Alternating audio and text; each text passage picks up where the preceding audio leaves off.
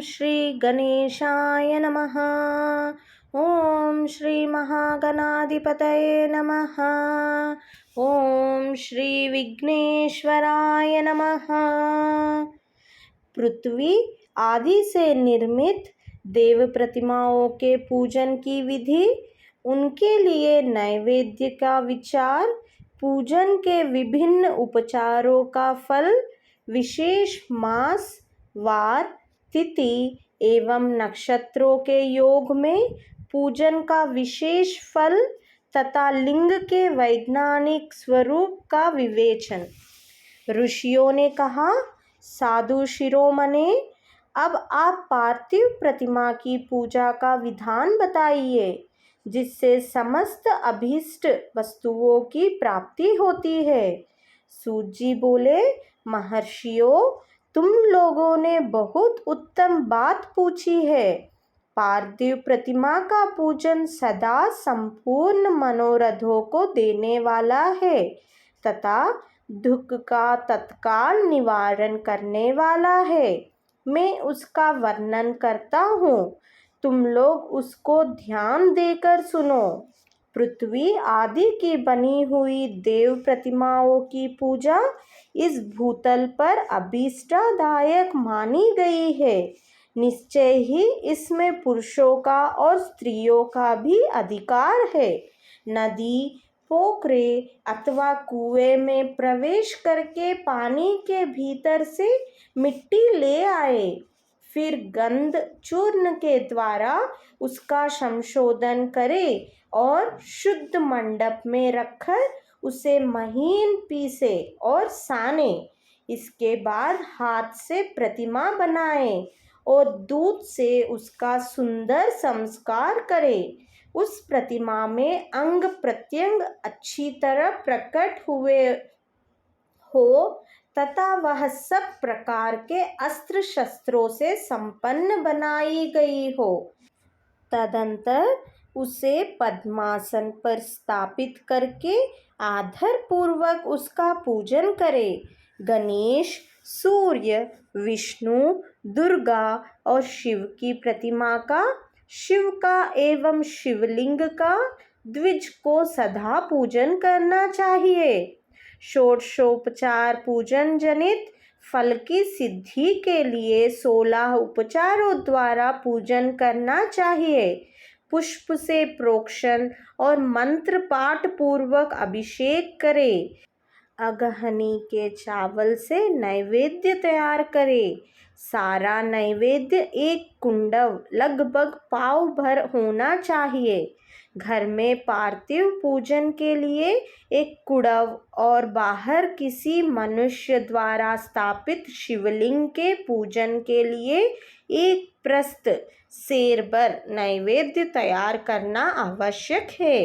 ऐसा जानना चाहिए, देवताओं द्वारा स्थापित शिवलिंग के लिए 3 सेर नैवेद्य अर्पित करना उचित है और स्वयं प्रकट हुए स्वयंभू लिंग के लिए 5 सेर। ऐसा करने पर पूर्ण फल की प्राप्ति समझनी चाहिए। इस प्रकार सहस्त्र बार पूजा करने से द्विज सत्यलोक को प्राप्त कर लेता है। 12 अंगुल चौड़ा, इससे दूना और 1 अंगुल अधिक अर्थात 25 अंगुल लंबा तथा 15 अंगुल चौड़ा जो लोहे या लकड़ी का बना हुआ पात्र होता है, उसे विद्वान पुरुष शिव कहते हैं। उसका 8वां भाग प्रस्थ कहलाता है, जो 4 कुड़व के बराबर माना गया है। मनुष्य द्वारा स्थापित शिवलिंग के लिए 10 प्रस्थ, ऋषियों द्वारा स्थापित शिवलिंग के लिए 100 प्रस्थ और स्वयंभू शिवलिंग के लिए 1 सहस्त्र प्रस्थ नैवेद्य निवेदन किया जाए तथा जल, तैल आदि एवं गंध द्रव्यों की भी यथा योग्य मात्रा रखी जाए तो यह उन शिवलिंगों की महापूजा बताई जाती है। देवता का अभिषेक करने से आत्मशुद्धि होती है, गंध से पुण्य की प्राप्ति होती है, नैवेद्य लगाने से आयु बढ़ती और तृप्ति होती है, धूप निवेदन करने से धन की प्राप्ति होती है, दीप दिखाने से ज्ञान का उदय होता है और तांबुल समर्पण करने से भोग की उपलब्धि होती है। इसलिए स्नान आदि छह उपचारों को यत्न पूर्वक अर्पित करें। नमस्कार और जप ये दोनों संपूर्ण अभिष्टा फल को देने वाले हैं। इसलिए भोग और मोक्ष की इच्छा रखने वाले लोगों को पूजा के अंत में सदा ही जप और नमस्कार करने चाहिए। मनुष्यों को चाहिए कि वह सदा पहले मन से पूजा करके फिर उन उपचारों से करे। देवताओं की पूजा से उन देवताओं के लोकों की प्राप्ति होती है तथा उनके अवान्तर लोक में भी यथेष्ट भोग की वस्तुएं उपलब्ध होती है। अब मैं दैव पूजा से प्राप्त होने वाले विशेष फलों का वर्णन करता हूँ। द्विजो, तुम लोग श्रद्धा पूर्वक सुनो। विघ्नराज गणेश की पूजा से भूलोक में उत्तम अभीष्टा वस्तु की प्राप्ति होती है। शुक्रवार को श्रवण और भाद्रपद मास के शुक्ल पक्ष की चतुर्थी को और पौष मास में शतभिषा नक्षत्र के आने पर विधि पूर्वक गणेश जी की पूजा करनी चाहिए। 100 या सहस्त्र दिनों में 100 या सहस्त्र बार पूजा करें। देवताओं और अग्नि में श्रद्धा रखते हुए किया जाने वाला उनका नित्य पूजन मनुष्यों को पुत्र एवं अभीष्टा वस्तु प्रदान करता है। वह समस्त पापों का शमन तथा भिन्न भिन्न दुष्कर्मों का विनाश करने वाला है। विभिन्न वारों में की हुई शिव आदि की पूजा को आत्मशुद्धि प्रदान करने वाली समझना चाहिए। वार या दिन, तिथि, नक्षत्र और योगों का आधार है, समस्त कामनाओं को देने वाला है, उसमें वृद्धि और क्षय नहीं होता, इसलिए उसे पूर्ण ब्रह्म स्वरूप मानना चाहिए। सूर्योदय काल से लेकर सूर्योदय काल आने तक एक वार की स्थिति मानी गई है, जो ब्राह्मण आदि सभी वर्णों के कर्मों का आधार है। विहित तिथि के पूर्व भाग में की हुई देव पूजा मनुष्यों को पूर्ण भोग प्रदान करने वाली होती है। यदि मध्याह्न के बाद तिथि का आरंभ होता है तो रात्रि युक्त तिथि का पूर्व भाग पितरों के श्राद्धादि कर्म के लिए उत्तम बताया जाता है। ऐसी तिथि का परभाग ही दिन से युक्त होता है, अतः वही देव कर्म के लिए प्रशस्त माना गया है। यदि मध्याह्न काल तक तिथि रहे तो उदय व्यापिनी तिथि को ही देव कार्य में ग्रहण करना चाहिए। इसी तरह शुभ तिथि एवं नक्षत्र आदि ही देव कार्य में होते हैं। वार आदि का भलीभांति विचार करके पूजा और जप आदि करने चाहिए। वेदों में पूजा शब्द के अर्थ की इस प्रकार योजना की गई है। पूजायते अनेन इति पूजा, यह पूजा शब्द की व्युत्पत्ति है।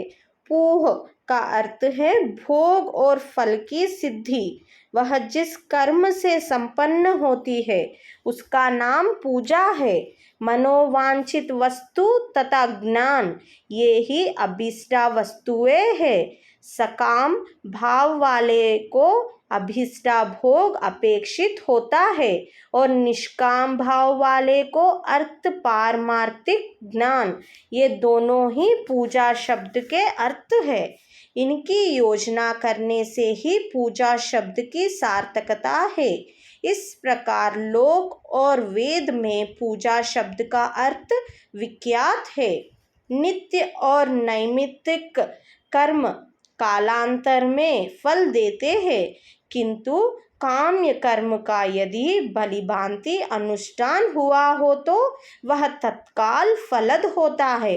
प्रतिदिन एक पक्ष, एक मास और एक वर्ष तक लगातार पूजन करने से उन कर्मों के फल की प्राप्ति होती है और उनसे वैसे ही पापों का क्रमशः क्षय होता है। प्रत्येक मास के कृष्ण पक्ष की चतुर्थी तिथि को की हुई महागणपति की पूजा एक पक्ष के पापों का नाश करने वाली और एक पक्ष तक उत्तम भोग रूपी फल देने वाली होती है।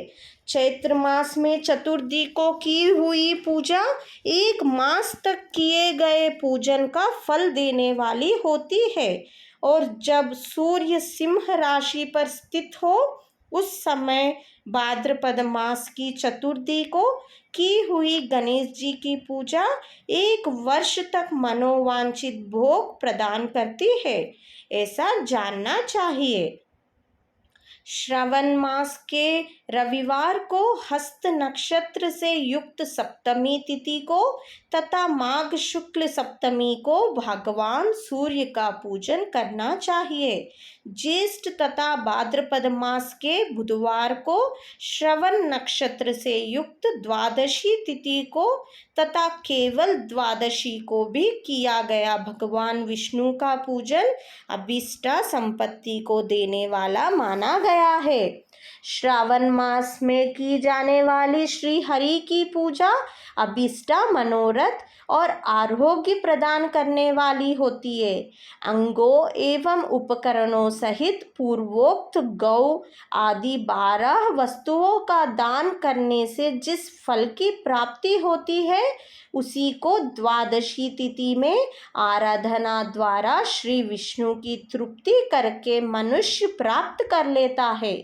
जो द्वादशी तिथि को भगवान विष्णु के 12 नामों द्वारा 12 ब्राह्मणों का षोडशोपचार पूजन करता है वह उनकी प्रसन्नता प्राप्त कर लेता है। इसी प्रकार संपूर्ण देवताओं के विभिन्न 12 नामों द्वारा किया हुआ 12 ब्राह्मणों का पूजन उन देवताओं को प्रसन्न करने वाला होता है। कर्क की संक्रांति से युक्त श्रावण मास में नवमी तिथि को मृगशीर्ष नक्षत्र के योग में अंबिका का पूजन करें। वे संपूर्ण मनोवांछित भोगों और फलों को देने वाली है। ऐश्वर्य की इच्छा रखने वाले पुरुष को उस दिन अवश्य उनकी पूजा करनी चाहिए। अश्विनी मास के शुक्ल पक्ष की नवमी तिथि संपूर्ण अभीष्ट फलों को देने वाली है। उसी मास के कृष्ण पक्ष की चतुर्दशी को यदि रविवार पड़ा हो तो उस दिन का महत्व विशेष बढ़ जाता है। उसके साथ ही यदि अर्धा और महार्धा सूर्य संक्रांति से युक्त अर्धा का योग हो तो उक्त अवसरों पर की हुई शिव पूजा का विशेष महत्व माना गया है। माघ कृष्ण चतुर्दशी को की हुई शिवजी की पूजा संपूर्ण अभीष्ट फलों को देने वाली है। वह मनुष्यों की आयु बढ़ाती, मृत्यु कष्ट को दूर हटाती और समस्त सिद्धियों की प्राप्ति कराती है। ज्येष्ठ मास में चतुर्दशी को यदि महार्धिका योग हो अथवा मार्गशीर्ष मास में किसी भी तिथि को यदि आर्द्रा नक्षत्र हो तो उस अवसर पर विभिन्न वस्तुओं की बनी हुई मूर्ति के रूप में शिव की जो 16 उपचारों से पूजा करता है उस पुण्यात्मा के चरणों का दर्शन करना चाहिए। भगवान शिव की पूजा मनुष्यों को भोग और मोक्ष देने वाली है, ऐसा जानना चाहिए। कार्तिक मास में प्रत्येक वार और तिथि आदि में महादेव जी की पूजा का विशेष महत्व है। कार्तिक मास आने पर विद्वान पुरुष दान, तप, होम, जप और नियम आदि के द्वारा समस्त देवताओं का षोडशोपचारों से पूजन करें। उस पूजन में देव प्रतिमा, ब्राह्मण तथा मंत्रों का उपयोग आवश्यक है। ब्राह्मणों को भोजन कराने से भी वह पूजन कर्म संपन्न होता है। पूजक को चाहिए कि वह कामनाओं को त्याग कर पीड़ा रहित शांत हो देवाराधन में तत्पर रहे। कार्तिक मास में देवताओं का यजन पूजन समस्त भोगों को देने वाला, व्याधियों को हर लेने वाला तथा भूतों और ग्रहों का विनाश करने वाला है। कार्तिक मास के रविवार को भगवान सूर्य की पूजा करने और तेल तथा सूती वस्त्र देने से मनुष्यों के कोढ़ आदि रोगों का नाश होता है। हरे, काली मिर्च, वस्त्र और खीरा आदि का दान और ब्राह्मणों की प्रतिष्ठा करने से क्षय के रोग का नाश होता है। दीप और सरसों के दान से मिर्गी का रोग मिट जाता है। कृत्तिका नक्षत्र से युक्त सोमवारों को किया हुआ शिवजी का पूजन मनुष्यों के महान दारिद्र्य को मिटाने वाला और संपूर्ण संपत्तियों को देने वाला है। घर की आवश्यक सामग्रियों के साथ गृह और क्षेत्र आदि का दान करने से भी उक्त फल की प्राप्ति होती है। कृत्तिका युक्त मंगलवारों को श्री स्कंद का पूजन करने से तथा दीपक एवं घंटा आदि का दान देने से मनुष्यों को शीघ्र ही वाक सिद्धि प्राप्त हो जाती है।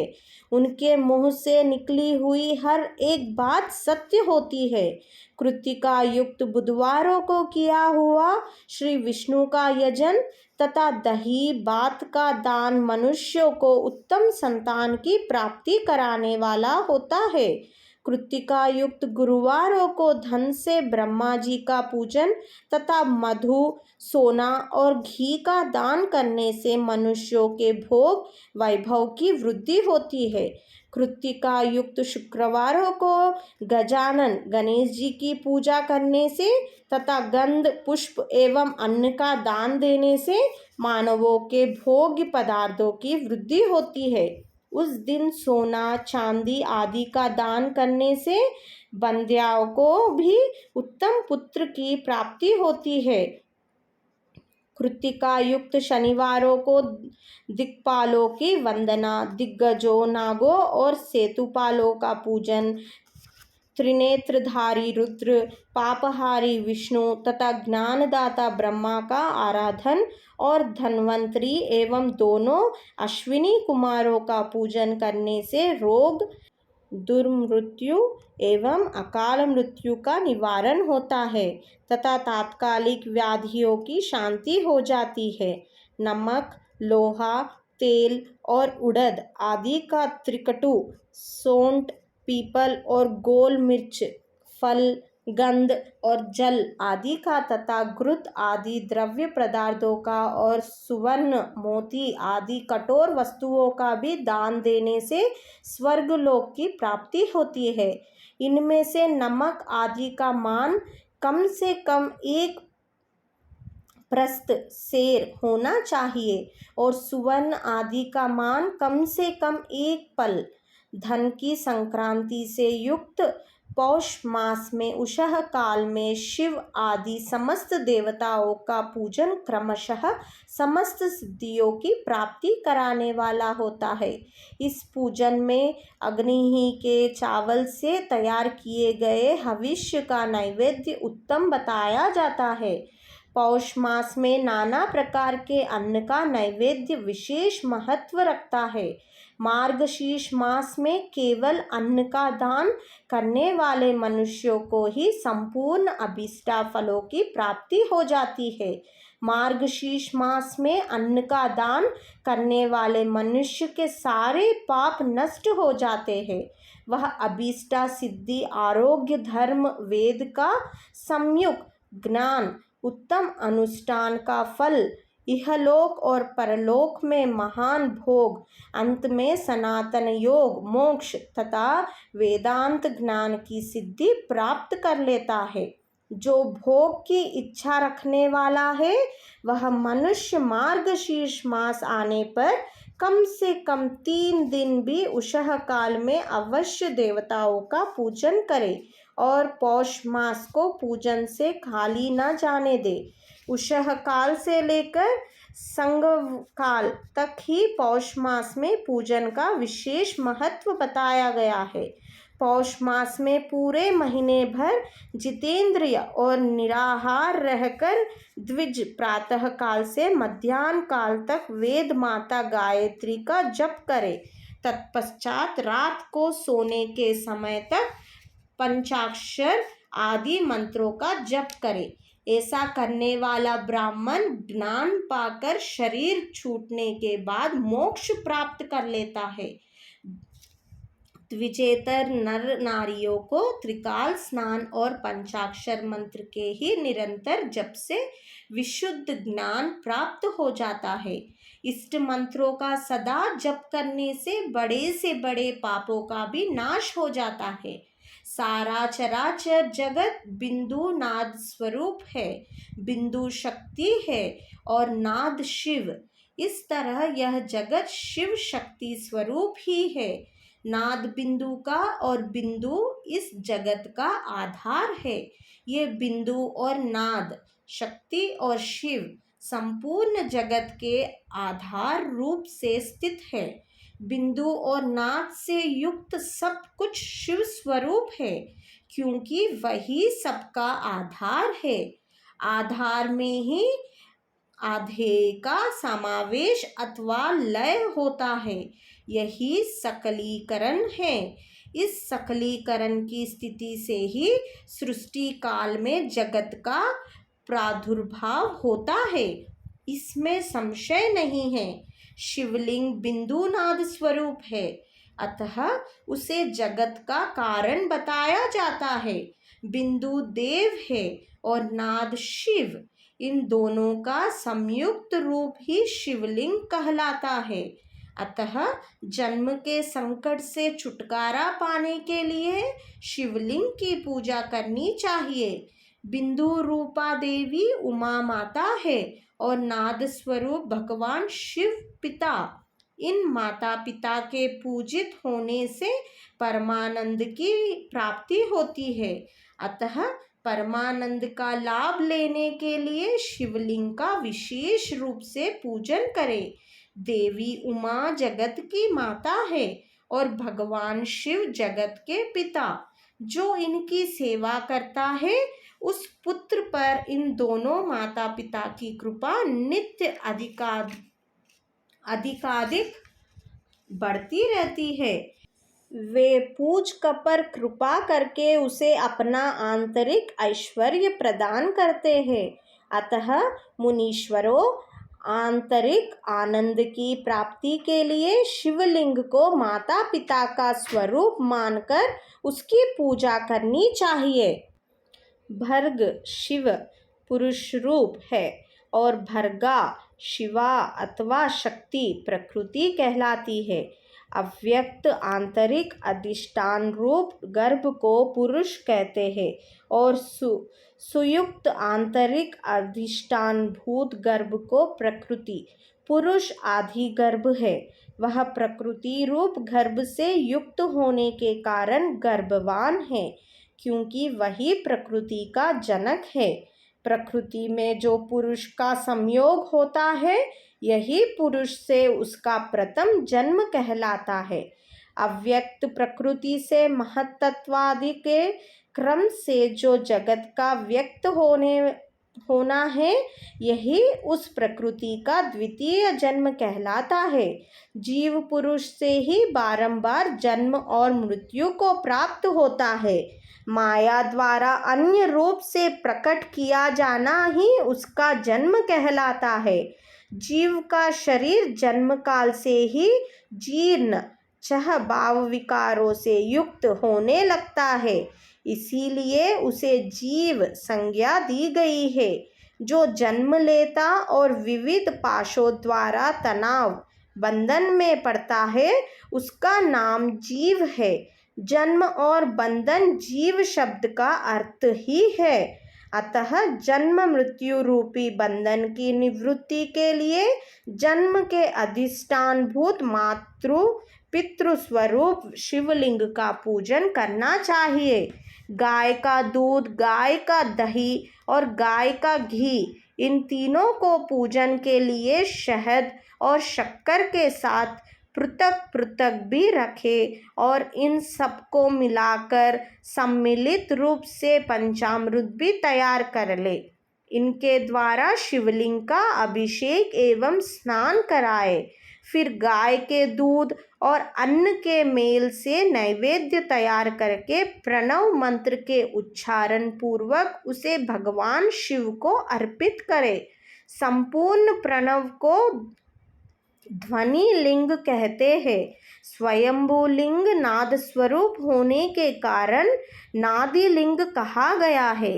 यंत्र या आर्घ्य बिंदु स्वरूप होने के कारण बिंदु लिंग के रूप में विख्यात है। उसमें अचल रूप से प्रतिष्ठित जो शिवलिंग है वह मकार स्वरूप है, इसलिए मकार लिंग कहलाता है। सवारी निकालने आदि के लिए जो चरलिंग होता है वह उकार स्वरूप होने से उकार लिंग कहा गया है तथा पूजा की दीक्षा देने वाले जो गुरु या आचार्य है उनका विग्रह आकार का प्रतीक होने से आकार लिंग माना गया है। इस प्रकार आकार, उकार, मकार, बिंदु, नाद और ध्वनि के रूप में लिंग के 6 भेद है। इन 6 लिंगों की नित्य पूजा करने से साधक जीवन मुक्त हो जाता है, इसमें संशय नहीं है। ओम नमः शिवाय, ओम नमः शिवाय, ओम नमः शिवाय। हर हर महादेव शंभो शंकर।